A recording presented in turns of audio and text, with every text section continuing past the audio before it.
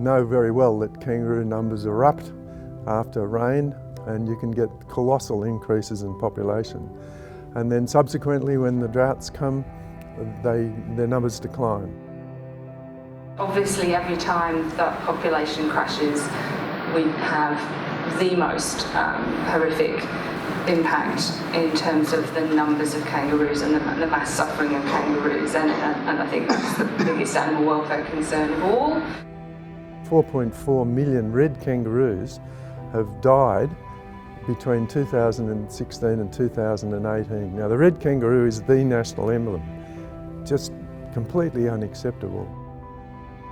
If you walk from bush to bush and there's dead or dying kangaroos under all these bushes, they've removed all the vegetation cover. It's terrible. It's one of the most depressing things that an ecologist can deal with, and it's such a waste, it's such a shame, and it's because we haven't got the management right. It's because Australians overall are not treating kangaroos with the respect that they deserve.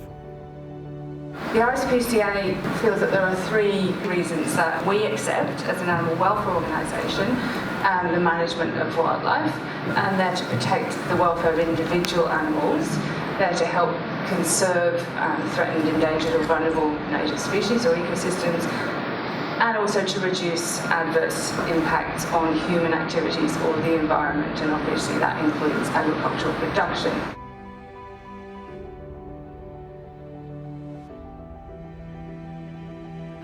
I've been arguing, and I think the Minister will clearly now agree with us, that Australia's national symbol deserves better. These events are really unacceptable, increasing starvation, deaths on roads and wastage. And it begs the question, should kangaroos always be pests on rural lands, or should we convert them to assets?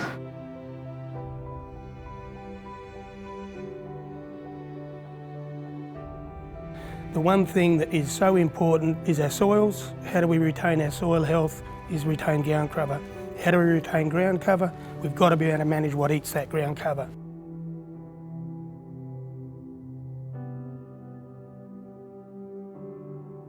So as a landowner, both our managed livestock, our sheep, our cattle, our goats, even things like pigs and things like that, we have the opportunity because we own them. So we have the opportunity to manage whether we buy in, we sell, we breed, we manage their numbers on the land according to the feed availability we've got.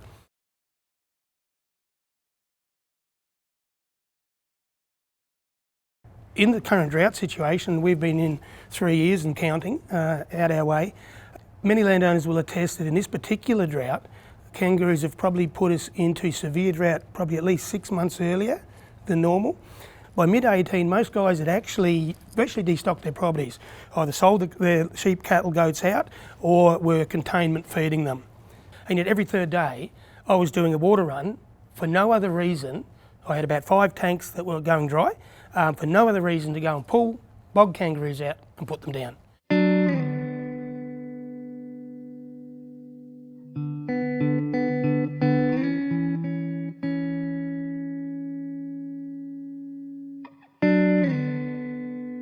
So that's not only a time cost for me, it's the emotional cost of it, it's the financial cost of it. And what do I get in return for that? Absolutely nothing. In a sense, I'm the custodian, looking after an animal that's not even mine, and get absolutely nothing for it. By managing kangaroos, by keeping their populations at sustainable levels, we're going to improve the productivity of the countryside and improve the prospects for the kangaroos and all the other wildlife as well. One of the concerns people have is about biodiversity. You know, kangaroos are a very obvious aspect of biodiversity, but they're certainly in New South Wales rangelands, certainly not a threatened part of biodiversity. However, I'd argue that there's a lot of components of biodiversity that are badly impacted by excess grazing pressure, and that's, you know, a lot of the small mammals, seed-eating birds, that sort of thing.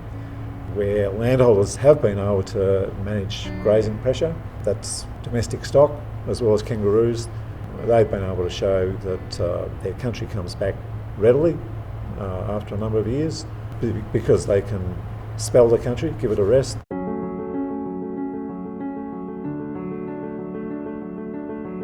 Dramatic things like a species called kerosene grass that people from New South Wales know quite well, that had been thought to be extinct in the park. It was still there as rootstock in a perennial grass, and these things are now, taller than us. They've just zoomed. And there's been other cases like that where people didn't even know they had a species like kangaroo grass in their reserves. Take the kangaroos off and suddenly you've got these lovely thick tussocks of kangaroo grass. You can get quite spectacular recovery.